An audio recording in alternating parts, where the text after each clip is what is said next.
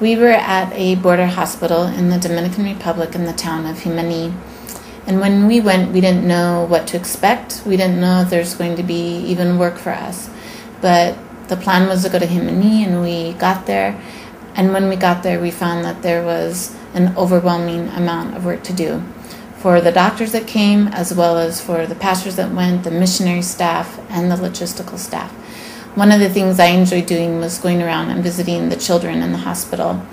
There were many children, and we took pictures of Jesus with the children, and some colored crayons, and we also took some candies, and we passed out the sheets and sat down with the kids and colored with them, and in broken French and Creole, we explained to them and reminded them that Jesus was with them. And they themselves could, when they saw the picture, they verbalized JC, which is Jesus, which is Jesus. So they knew that Jesus was with them. We had many adults who also, even though that they knew the sheets were for the kids, they wanted to color as well.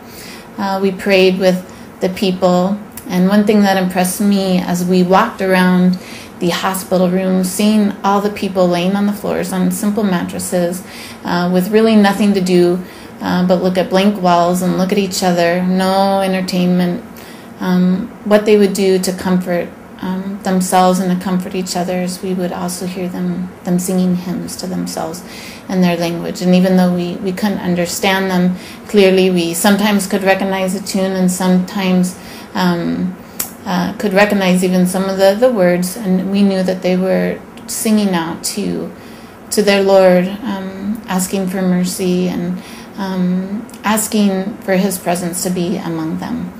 And we were able to help with that. We were able to help remind them that Christ is with them in this time of tragedy and sorrow and loss and aloneness. And it was wonderful us to see how the faith of so many of them, faith in Christ, was the one thing that they hadn't lost, and the one thing that was sustaining them in all of this. And that was a wonderful experience to be able to see that, and it was a wonderful experience to be able to help take the gospel to the people so that they were reminded that Christ is with them and will be with them, not just in those days, but in the days to come, to heal, to rebuild, to be restored.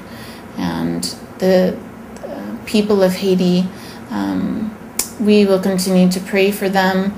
We will continue to try and work with them to be bringing the message of Jesus Christ to them and helping them in all their needs along the way.